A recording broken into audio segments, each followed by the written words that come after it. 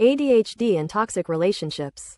Relationships can be deeply rewarding for people with ADHD, but the traits that come with the condition can sometimes create challenges.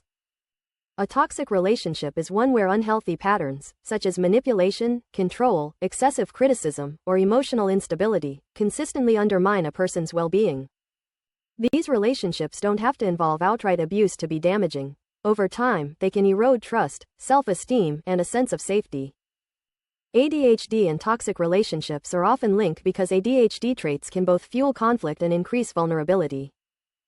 Emotional intensity, rejection sensitivity, forgetfulness, and impulsivity can all strain relationships if misunderstood or exploited. At the same time, these traits may make it harder to recognize red flags, set boundaries, or walk away, creating cycles that are difficult to break without awareness and support.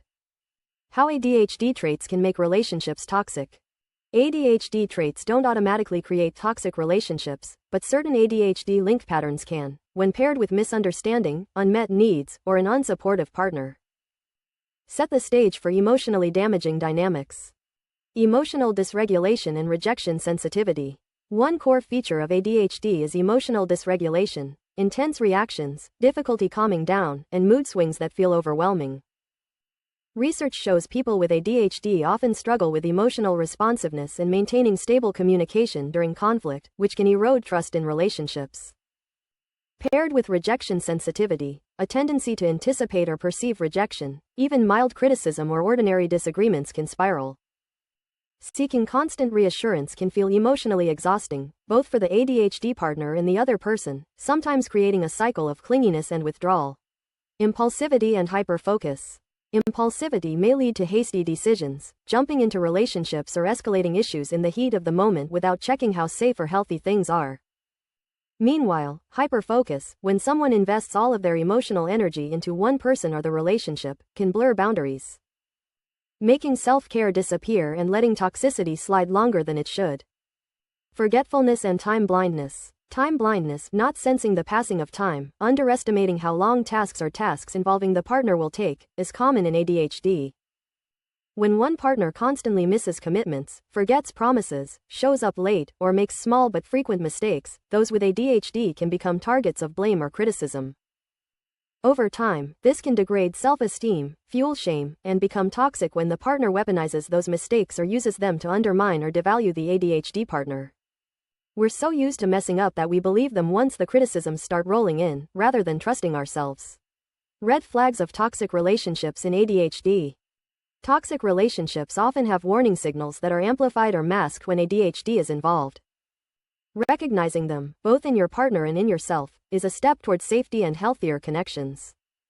Manipulation and gaslighting. People with ADHD may already question their memory or doubt their reality because of forgetfulness or emotional dysregulation. A partner who repeatedly denies things you clearly recall, twists facts, or says, "You're just being too sensitive," is exploiting those vulnerabilities. If you find yourself often dismissing someone else's experience or insisting they're wrong without really hearing them, that may be a sign you're leaning into gaslighting behavior too. Control and excessive criticism. ADHD traits like being late, losing things, or being inconsistent can become focal points for constant criticism. Toxic partners may shame or monitor these traits.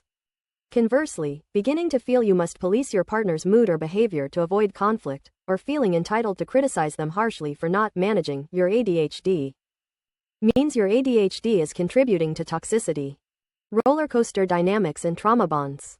The push-pull nature of love bombing followed by devaluation can be especially intense for those with ADHD, because highs feel gratifying and lows feel devastating.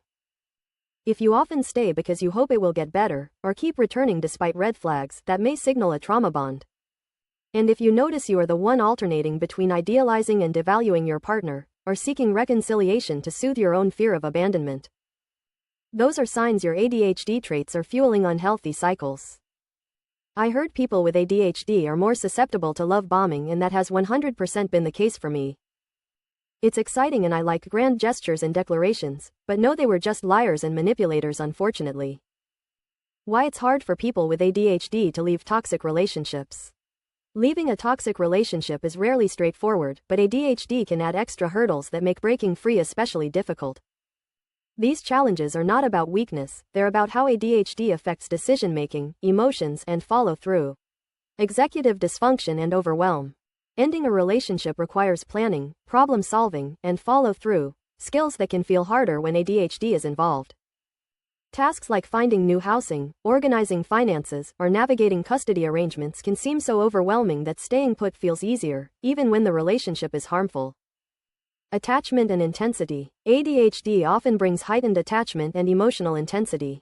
Even in toxic dynamics, the good moments may feel extraordinarily powerful, making it harder to let go. This all-or-nothing connection can tether someone to a partner long after the relationship has turned unhealthy. I became overly attached, depended on him for happiness, and was always nitpicking him because I genuinely thought that there had to be something wrong. Decision paralysis and self-doubt.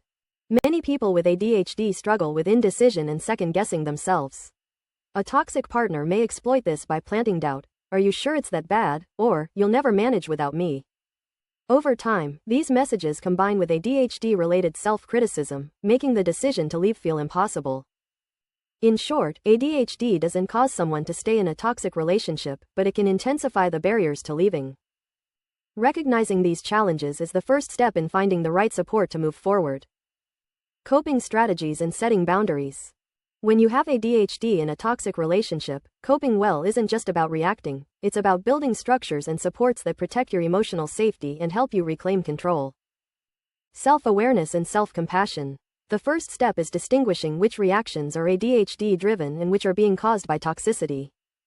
Emotional dysregulation, RSD, rejection-sensitive dysphoria, and impulsivity can all contribute to misunderstandings in relationships. Acknowledge that ADHD may amplify negative patterns but doesn't justify abuse.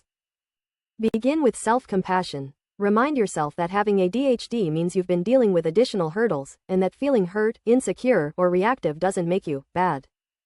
It makes you human.